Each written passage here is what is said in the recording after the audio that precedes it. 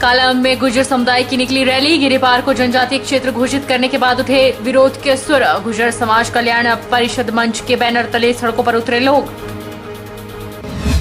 गाय को मां का दर्जा, पर आवारा पशु का है बुरा हाल। लंपी बीमारी से आवारा पशुओं की हुई दयनीय स्थिति। पशु सड़कों पे तोड़ रहे हैं दम। सरकार बीमारी ग्रस्त पशुओं के लिए कुछ भी नहीं कर रही। किन्नौर के लोगों को अब नहीं जाना पड़ेगा दूसरे अस्पतालों में। क्षेत्रीय चिकित्सालय रिकांगपिओ में नए विशेषज्ञ डॉक्टरों की हुई तैनाती। अभी भी 2 विशेषज्ञ डॉक्टरों के पद चल रहे हैं खाली। और सोलन शहर में बेहतर सफाई व्यवस्था को लेकर कार्य कर रहा है नगर निगम। 10 गाड़ियां रोजाना उठा रही है कूड़ा। 26 कर्मचारी डोर टू डोर कूड़ा उठाने में तैनात। नमस्कार, आप देख रहे हैं HP 24x7। मैं हूं जनीशा। सिरमौर जिला में गुर्जर समुदाय से ताल्लुक रखने वाले लोगों ने कालाअंब में गुर्जर समाज कल्याण परिषद के बैनर तले रोष रैली निकाली, जिसमें सैकड़ों की संख्या में लोगों ने भाग लिया। गुर्जर समुदाय के लोगों का कहना है कि गिरिपार को जनजातीय क्षेत्र घोषित कर उनके आरक्षण के साथ छेड़छाड़ की जा रही है। गुर्जर समाज कल्याण परिषद के अध्यक्ष हंसराज भाटिया ने बताया कि गिरिपार क्षेत्र को जनजातीय क्षेत्र घोषित करने से उनको मिलने वाले 7.5% आरक्षण का सीधा असर पड़ेगा, क्योंकि इस क्षेत्र में शामिल होने से सीधे तौर पर करीब 1.5 लाख लोगों की आबादी बढ़ जाएगी। उन्होंने बताया कि गुर्जर समुदाय के लोग कम शिक्षित हैं और जिस क्षेत्र को जनजातीय क्षेत्र घोषित किया जा रहा है वहां साक्षरता दर अच्छी है, जिससे गुर्जर समुदाय के लोगों को आरक्षण का कोई लाभ नहीं मिल पाएगा। उन्होंने कहा कि तृतीय और चतुर्थ श्रेणी में समुदाय के लोगों को मिलने वाले 5% कोटे को भी बरकरार रखा जाए, क्योंकि पिछले कुछ ही दिनों में केंद्र सरकार ने मंत्रिमंडल ने एक हाटी समुदाय को नाम दे करके गिरिपार क्षेत्र का जो हमारे जिला ही सिरमौर का क्षेत्र है उसको कुछ जातियां शेड्यूल ट्राइब में ले ली हैं। उन्होंने पास कर दिया है कैबिनेट से। तो सेंटर गवर्नमेंट से वर्षों पहले ये शेड्यूल ट्राइब का कोटा जो 7.5% मिला हुआ है, ये शेड्यूल ट्राइब में गुर्जर जाती थी या किन्नौर से, लाहौल स्पीति से, चंबा भरमौर के लोग आते थे। बाकी कांगड़ा से, बिलासपुर से, यहाँ सिरमौर से हम शेड्यूल ट्राइब में गुर्जर जाति लोग इसमें शामिल थे। तो उससे जितनी संख्या हमारी है, जितनी पॉपुलेशन हमारी है जिला सिरमौर में, उसमें 1.5 लाख और आबादी शामिल होगी। तो इस 7.5% को वहाँ बढ़ जाएगा। हमारे लोगों के पास बहुत कम रिजर्वेशन रहेगी। अब आप ये देखेंगे कि जो कुल कोटा है वो 7.5% है, जिसमें कि पहले ही हमें कुल कोटा नहीं दिया जा रहा है, 5% दिया जा रहा है। और उसमें भी 200 पॉइंट की रोस्टर बना लिया है, यानी 14 पोस्टों के बाद एसटी की एक पोस्ट आएगी। आप अगर पिछली भर्तियों को उठा के देखेंगे, पुलिस की देखेंगे, इनमें देखेंगे, एसटी यूआर की केवल 1 पोस्ट आई है। 1 पोस्ट पे आपने सिरमौर के लगभग 10 से 15 हजार गुर्जर थे, लेकिन अब आप देखेंगे उसमें आपने 1,60,000 हाटी जनजाति जिसे आप कह रहे हैं उनको शामिल कर दिया है। तो आपने जो पहले से ऑलरेडी एग्जिस्टिंग शेड्यूल ट्राइब थी, क्या ये उनके अधिकारों का हनन नहीं है? क्या ये रिसोर्सेज का जो बंटवारा हो रहा है वो ठीक ढंग से हो रहा है? क्योंकि पहले ही 1 या 2 पोस्ट आती थी और उसी पे अब आपने इतनी सारी जनसंख्या खड़ी कर दी। विधानसभा क्षेत्र इंदौरा में पत्रकार वार्ता करते हुए पूर्व भाजपा मंडल इंदौरा के अध्यक्ष अक्षय कुमार शर्मा भाजपा पर जमकर बरसे। उन्होंने कहा कि युवा विजय संकल्प रैली में जो पोस्टर या बैनर लगाए गए हैं, उन पोस्टरों पर भारतीय जनता पार्टी के नेताओं की फोटो लगी है, लेकिन हिमाचल में पार्टी को मजबूत करने वाले नेता शांता कुमार और प्रेम कुमार धूमल की फोटो पोस्टरों से नदारद है। कल मैं कहीं जा रहा था तो मेरा एक पोस्टर के ऊपर ध्यान गया और उस पोस्टर को देख करके मन इतना दुखी हुआ कि आज प्रदेश भारतीय जनता पार्टी किस ओर जा रही है। उस पोस्टर में आदरणीय शांता कुमार जी का, आदरणीय प्रेम कुमार धूमल जी का फोटो ना होना भारतीय जनता पार्टी के लिए दुर्भाग्यपूर्ण है। अगर अपने आदर्शों को भुला करके हम अगर भारतीय जनता पार्टी की सरकार हिमाचल में रिपीट करना चाहते हैं तो ये भारतीय जनता पार्टी गलत फहमी में है। शांता कुमार जी का एक अपना व्यक्तित्व है। शांता कुमार जी 1977 में 19 महीने जेल काटी, जनसंघ की सरकार बनाई, स्ट्रगल किया, हिमाचल प्रदेश की सरकार बनाने, हर बार सरकार बनाने में शांता जी का अहम रोल रहा।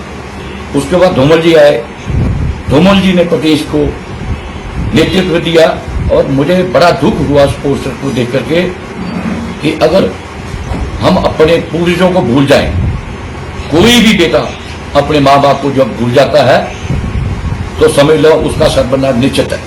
डेहर उप तहसील के मुख्य बाजार में हिमाचल प्रदेश राज्य सहकारी बैंक समिति द्वारा डेहर बाजार में एटीएम स्थापित करते हुए क्षेत्रवासियों को सौगात दी है। एटीएम का शुभारंभ सुंदरनगर के विधायक राकेश जम्वाल ने किया। उन्होंने कहा कि क्षेत्र की समस्या को देखते हुए उन्होंने प्रयास करते हुए इस मांग को पूरा किया है। सोलन शहर में सफाई व्यवस्था को बनाए रखने के लिए नगर निगम 24 घंटे कार्य कर रहा है। रोजाना निगम की 10 गाड़ियां शहर के अंदर कूड़ा उठाने का कार्य कर रही है। वहीं डोर टू डोर कूड़ा उठाने का कार्य भी नगर निगम कर्मचारियों द्वारा किया जा रहा है। नगर निगम सोलन के सफाई पर्यवेक्षक राजेश कुमार ने बताया कि वह शहर में सुबह 7 बजे से लेकर शाम रात 9 बजे तक नगर निगम के कर्मचारियों द्वारा शहर की सफाई व्यवस्था को बनाने के लिए कार्य किया जा रहा है। रोजाना निगम के 10 गाड़ियां शहर का कूड़ा उठा रही है। सुबह 7 बजे से लेकर सुबह 10 से 11 बजे तक शहर में कूड़ा उठाया जाता है। उसके बाद कूड़ा सलोगड़ा में डंपिंग पॉइंट पर डंप किया जाता है, जिसके बाद रात के 9 बजे तक शहर का कूड़ा उठाने का कार्य किया जाता है। वहीं शहर के हर वार्ड में डोर टू डोर निगम के 26 कर्मचारी सफाई व्यवस्था को बनाए रखने का कार्य कर रहे हैं। उन्होंने बताया कि अगर किसी वार्ड से सफाई व्यवस्था को लेकर शिकायत आती है तो उस पर भी तुरंत कार्य किया जाता है। उन्होंने लोगों से भी सफाई व्यवस्था को बनाने की अपील की है। शहर की सफाई व्यवस्था को बंद करने के लिए और शुद्ध सफाई व्यवस्था को स्वच्छता के आधार पर दिन रात हम कार्य कर रहे हैं, जिसमें कि हमारी 10 गाड़ियां हैं जो करीब पूरे शहर में दौड़ती हैं सुबह से शाम तक। और जो सफाई कर्मचारी हैं डोर टू डोर के हैं वो कुल मिलाकर 226 लोग हैं, जिसमें कि सभी गली मोहल्लों और बाजारों में कार्य करती हैं। इसी प्रकार की भी शिकायत अगर आती भी है तो उसको तुरंत सफाई और बाद डोर टू डोर पूरा उठवा दिया जाता है। तो नगर निगम बनने पर 10 गाड़ियां डेली चल रही हैं। किन्नौर जिला के क्षेत्रीय चिकित्सालय रिकांगपिओ जिला का एकमात्र चिकित्सालय है जहां लोग अपने इलाज के लिए दूर दराज क्षेत्रों से आते हैं, लेकिन लंबे समय से विशेषज्ञ डॉक्टरों के पद खाली होने के लोगों को अपने इलाज के लिए शिमला की ओर जाना पड़ता था। अब रिकांगपिओ क्षेत्रीय चिकित्सालय में नए 2 विशेषज्ञ डॉक्टरों की तैनाती हो गई है। सीएमओ किन्नौर डॉक्टर रोशन लाल ने कहा कि क्षेत्रीय चिकित्सालय रिकांगपिओ में फिलहाल मौजूदा समय में 6 विशेषज्ञ डॉक्टरों की तैनाती हुई है।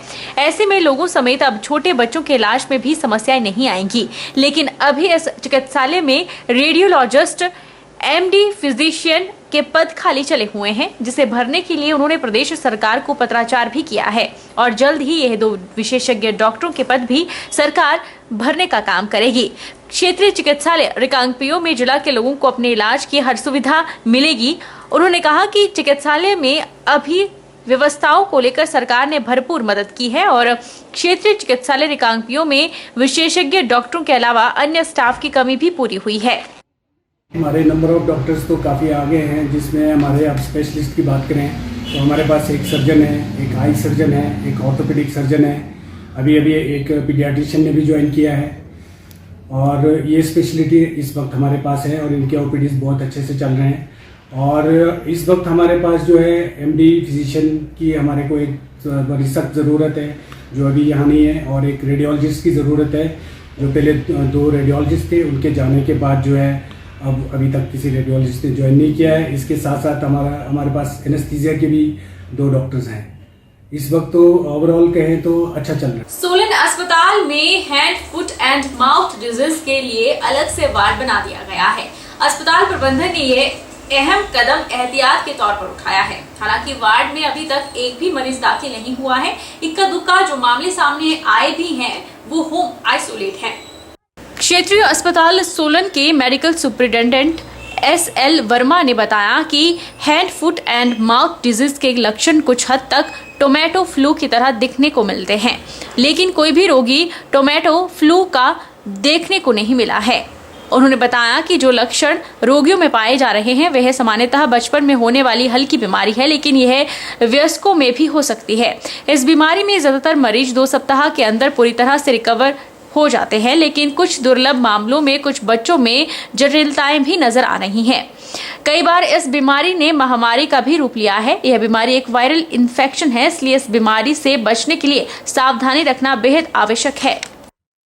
देखिए, जैसे कि आपको विदित है, पिछले दिनों कुछ ही केसेस जो ना हैंड फुट माउथ के बच्चों में आए थे, और कुछ जिसको कि अखबारों में आपने पढ़ा भी है कि टमाटो फ्लू और इस तरह के।